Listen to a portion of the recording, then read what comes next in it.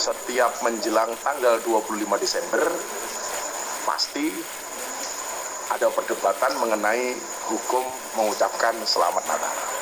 Dan begitu banyak yang inbox, DM, pertanyaan yang selalu muncul mengenai hukum mengucapkan selamat Natal kepada saudara-saudara kita yang Kristiani maupun mereka yang merayakan. Sudah banyak pembahasan soal ini, tetapi tiap tahun pasti kontroversi. Dan lucunya apa? Sekarang itu kan bentuk pohon Natal itu tidak harus berbentuk pohon cemara. Bentuknya pohon cemara tapi bisa dibuat dari banyak hal. Dulu ketika pohon cemara itu diidentikan dengan Natalan, ada orang mengatakan menanam pohon cemara itu haram karena lambangnya Natal.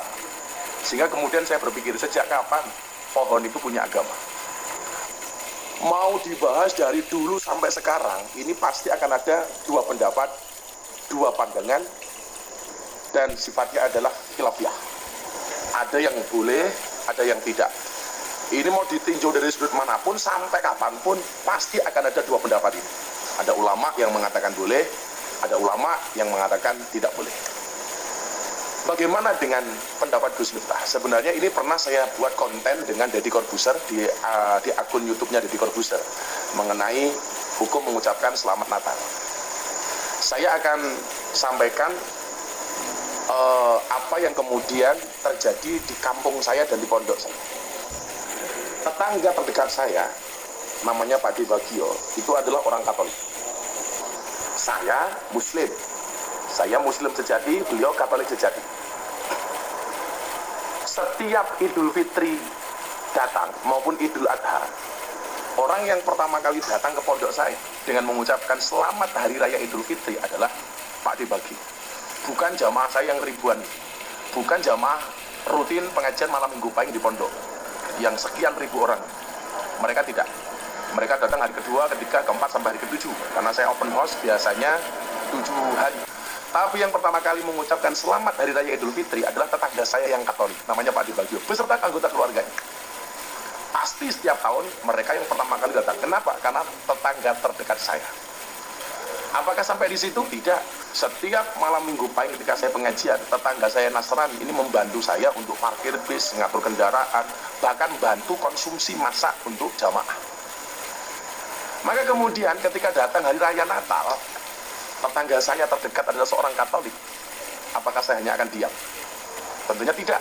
Saya akan datang kepada mereka dan akan saya ucapkan selamat kepada mereka.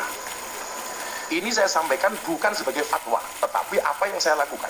Saya tidak memfatwakan ini kepada jamaah, tetapi ini yang saya lakukan. Artinya bagi saya maafi muskilah, nggak ada masalah.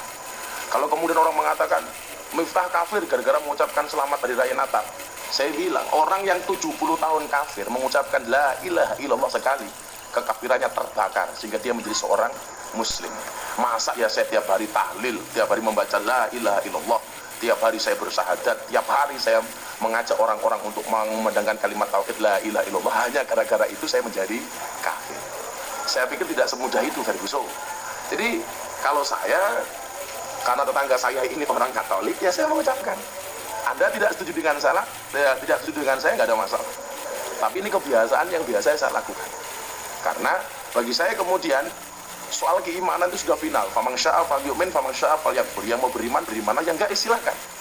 Begitu sudah punya pilihan iman masing-masing, toleransinya jelas dalam Al-Quran disebutkan lakum dinukum waliyadin. Dalam konteks itu kemudian ya kita saling menjaga. Anda sebagai orang Nasrani bangga dengan Natalnya, ya lumrah ada orang Nasrani.